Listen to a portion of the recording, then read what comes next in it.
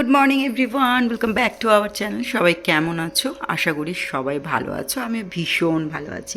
আগের দিন গিয়েছিলাম নার্সারিতে, সেখান থেকেই এই সমস্ত গাছগুলো আমি কিন্তু কিনে নিয়ে এসেছি। বাইরে এখনও অনেক গাছ আছে, দেখতে পাচ্ছ গাছটায়, দোপাটি গাছটায় এত কুড়িতে ভরে আছে। আমি না গাছটা যখন নিয়েছিলাম প্রত্যেকটা ইয়েতেই দুটো করে গাছ ছিল, আর এটাতে দেখলাম আমি একটা পিঙ্ক আর একটা বেবি পিঙ্ক কালার, দুটো কালার মিক্স করা আছে, মানে রানি কালার আর কি। তো সেই জন্য আমি এই গাছটাই নিয়ে চুজ করলাম, যে দুখানা তো আছে দুটো কালার, আর দুটো একই কালার নিয়ে কী করব। আর এই কাঠ গোলাপের গাছটাও নিয়ে এসেছি, এটা সবসময় হয় সারা বছর। একটা রেড তুলসী গাছ নিয়ে এসেছি, লাল তুলসী যেটাকে বলা হয়, কৃষ্ণ তুলসী। আর গাঁদা গাছের এইগুলো নিয়ে এসেছি। এই গাছগুলো কলকাতা ছাড়া তো দেখতে পাওয়া যায় না, তাই এইগুলো দেখতে পেয়ে আমারও না খুব লোভ হলো। তবে আনতে আনতে এই গাছটা না ভেঙে গিয়েছিল। ভেঙে যাওয়ার পরে এই যে ডালটা রয়ে গেছে, আর এখানে একটা ভেঙেও গেছে। মনটা একটু খারাপ হয়ে গেল, ব্যাগে করে আনতে আনতে না একটু ভেঙে গিয়েছিল, কারণ অনেকটা দূরে আমরা গিয়েছিলাম আনতে। আর এটা হচ্ছে বাঁধাকপি গাছ, দেখতেই পাচ্ছ এখানে বাঁধাকপি হয়েছে। আর এই গাছগুলো সমস্ত গাঁদা ফুলের গাছগুলো নিয়ে আসা হয়েছে। এই গাছটা মেয়ে পছন্দ করেছে, ও নিয়ে এসেছে এই গাছটা। ছোট্ট একটা পটের মধ্যে লাগানো ছিল, খুব সুন্দর দেখতে লাগছিল, তো এটা মেয়ে নিয়েছে। আর এখানে নেওয়া হয়েছে, এটা একটা থোকা জবার গাছ, আর এটা একটা সিঙ্গেল জবা, কিন্তু বিশাল বড় ফুলটা হয়, বলার মতন নয়, মানে না দেখলেই বুঝতে পারবে না। আর এই অরেঞ্জ গোলাপটা বর পছন্দ করে নিয়েছে। আর এখানে আরেকটা রয়েছে পিঙ্ক গোলাপের গাছ, এটা আমি পছন্দ করেছি।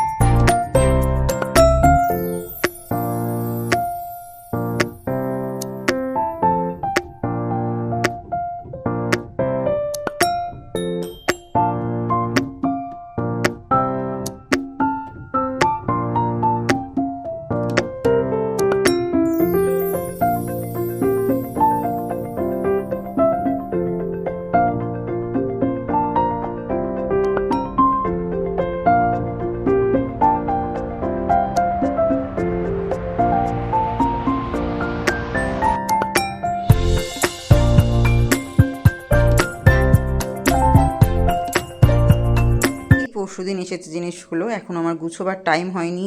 এই যে ঢেলে আর কোনো রকমে এখানে এরকমভাবেই আমি অবস্থায় রেখে দিয়েছি। এগুলো কৌটোগুলোকে একটু শুকনো করতে দিয়েছিলাম, তো এগুলো একটু পরিষ্কার করে আর কি মেজে, আমার যখনই কিছু খালি হয় তখনই সেটাকে আমি মেজে দিই। তো এই হচ্ছে ব্যাপার। তো এখন আমি এগুলো সমস্ত গুছোবো। কিছু গুছানো হয়ে গেছে, একদমই যে সমস্তটা রয়েছে এখানে তা নয়, কিছু জিনিস গুছানো হয়ে গেছে, যেগুলো যেগুলো দরকার বার করে নিয়েছি। আর যেগুলো এখনও এক্সট্রা রয়েছে তো সেগুলো এখন স্টোরেজে ঢোকাবো, আর বাকি কৌটোতে গুছিয়ে নেব। তো চলো ফাটাফাট গুছিয়ে নিই। মাসের প্রথম দিকেই যখন বাজার আর দোকান চলে আসে, তখন কিন্তু এইগুলো গুছিয়ে রাখাটা বিশাল বড় একটা কাজ পড়ে যায় আমাদের। বাজারটা যদিও প্রতি সপ্তাহে আসে, প্রতি সপ্তাহেতেই গুছোতে হয়, সেটাকে পরিষ্কার করে তারপরে সুন্দর করে যেগুলো কেটে রাখার কেটে একদম গুছিয়ে রাখতে হয়। ঠিক সেরকমই প্রতি মাসের যখন দোকান আসে, দোকানের জিনিসপত্র আসে মুদিখানার, তখনই না সেগুলোকেও কিন্তু গুছিয়ে রাখতে হয়। এই এগ বয়লারটা দেখছো আমি কিন্তু অনেক মাস আগে কিনেছি, কিন্তু দেখে মনে হবে একদম নতুন। চলো তোমাদেরকে বলি আজকে এগ বয়লারটা আমি কী করে পরিষ্কার করে রাখি। যখনই ডিম বয়েল করা হয় তখনই কিন্তু এই ঢাকনাটা আর ট্রেটা আমি কিন্তু দুটোই কিন্তু সুন্দর করে ধুয়ে শুকনো করে, জল ঝরিয়ে শুকনো করে মুছে তারপরে কিন্তু ওটাকে সাইডেই রেখে দিই, আর উপরটা কিন্তু আমি খোলাই রাখি। ওটাতে জল দিতে দিতে ওটার মধ্যে একটা তামাটে কালার এসে যায়, সে কারণে ওখানটার মধ্যে আমি যখনই দেখি তামাটে কালারটা এসেছে তখনই কিন্তু একটু নুন দিয়ে ভালো করে টিস্যু পেপার একটুখানি হালকা করে ভিজিয়ে সেটাকে দিয়ে ভালো করে ঘষে একদম সুন্দর করে পরিষ্কার করে মুছে নিই। তার ফলে কী হয় না, জংটাও কিন্তু আসে না। সেই জন্য ওটাকে দেখে মনে হবে একদমই নতুন, কিন্তু অনেক বেশ কয়েক মাস হয়ে গেছে আমি ওটা কিনে রেখেছি। আর আমার একটু সুবিধার জন্য, কারণ আমাদের সকালবেলা প্রতিদিনই ডিম সেদ্ধ খেতে হয়। কখনো কখনো হয় না, আমার নিরামিষ থাকে আর ওদের ডিম সেদ্ধ খেতেই হয় সকালবেলা, ওরা দুজনেই খেতে ভালোবাসে। তখন আমার খুব সমস্যা হয়ে যায়। ডিম সেদ্ধ করার জন্য আমাকে গ্যাসটা পুরো আবার মুছতে হয়। তো সেই জন্য আমার নিরামিষের দিনগুলোতে আমি ওদেরকে কেন আটকাবো? তো সেই জন্য ওরা ডিমটা সেদ্ধ এখানে করে নেয়, যে কারণে এটা কিন্তু এখানে কেনা হয়েছে। তো ভাবি যে যতটা পারা যায় পরিষ্কার করে পরিচ্ছন্ন করে রাখার চেষ্টা করি। আর এগুলো হচ্ছে প্রতি মাসের আমার দোকানের জিনিসপত্র, যেগুলো আমি সমস্ত সুন্দর করে গুছিয়ে একদম তুলে রাখি, যাতে আমার যখন যেটা শেষ হয় সেটা একটা করে বার করে নিতে পারি। কিছু পাউচ প্যাকেট থাকে যেগুলো ছোটো ছোটো মশলা, যেগুলো খুব একটা বেশি প্রয়োজন পড়ে না, সেগুলো তখন ওইভাবেই রাখা থাকে। এক একটা প্যাকেট কেটে যখন করা হয় তখনই আমি এগুলো রান্না করে নিই। আজকে হচ্ছিল সয়াবিনের তরকারি। এটা কিন্তু মেয়ের স্কুলের টিফিনে যাবে। যেহেতু মেয়ের লাঞ্চটা আমি স্কুলে গরমই দিয়ে আসি, তো সেই জন্য আমি আজকে ভাবলাম কি সয়াবিনটা আগে করে নিই, তারপরে, কারণ যদি দেরি হয়ে যায় তাহলে তো আর করতে পারবো না। দেখলাম অনেকটা টাইম আছে, এখন বাজে 11টা 20 মতন। তো ভাবলাম কি থাকি বাঁধাকপির তরকারিটাও করে নিই। যেহেতু আমি সবজিগুলো প্রতি সপ্তাহেতেই কেটে রেখে দিই এখন, আগেও রেখে দিতাম, তারপরে মাঝে না রাখার আর সময় পেতাম না। আবার ভাবতাম কি কেটে রাখলে হয়তো সেই প্রোটিনটা চলে যায়, এই ভেবে ভেবে না রাখতাম না। তো এখন না আমি আবার সেই আগের প্রসেসেই ফিরে এসেছি। মানে আগের একদম যেরকমভাবে, যেই প্রসেসে আমি সমস্ত কিছু গুছিয়ে রাখতাম সবজিগুলো, ঠিক সেরকমভাবেই গুছিয়ে রাখি এখন আমি। কেটে একদম সুন্দর করে গুছিয়ে রেখে দিই। প্রতি সপ্তাহে যখন সানডে আমাদের বাজার আসে, বাজার মাছ সমস্ত কিছু তো সানডেতেই আসে।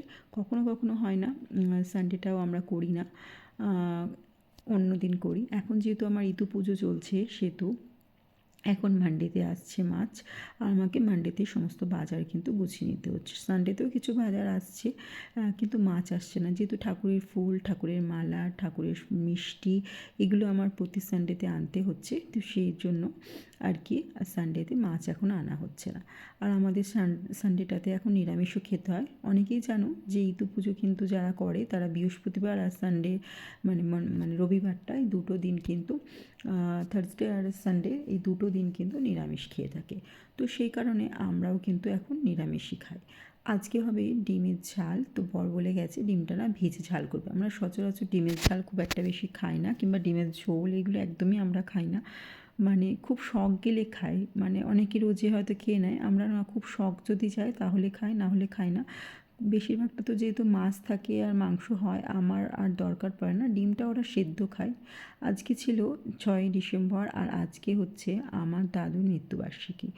সেজন্য দাদুর জন্য না আজকে আমি ফুলের মালাই পাইনি। যেতে গেলে অনেকটা দূরে মালা আনতে যেতে হবে, সেটা না, আমার বরের তো যেহেতু কাজ, তো যেতে পারবে না। কাছে কি ছিল মালা আনতে, তো পাইনি বলে আমরা না একটা চন্দ্রমল্লিকা নিয়ে এসে দিয়েছিলাম, আমি তাহলে ওটাই নিয়ে চলে আসো, আমি গেঁথে দেবো। গাঁথতে পারছিলাম না বলে ওটাকে না কোনো রকমের গিট বেঁধে করেছিলাম, দিয়ে দাদুকে দিয়েছিলাম। আর সন্ধেবেলা দাদুকে প্রদীপও জ্বেলে দিয়েছিলাম, সকালে মালাটা দিয়েছিলাম। আমার জীবনের প্রথম পুরুষ আমার দাদু আর আমার বাবা, তো দুজনেই এখন আর নেই। তো চলো, রাত্রি হয়ে গেছে, এবার আমি শুতে যাচ্ছি। আজকের মতো এখানেই বিদায় নিলাম। সকলে ভালো থেকো, সুস্থ থেকো। ভিডিওটা ভালো লাগলে অবশ্যই একটা লাইক আর কমেন্ট করে যেও। টাটা।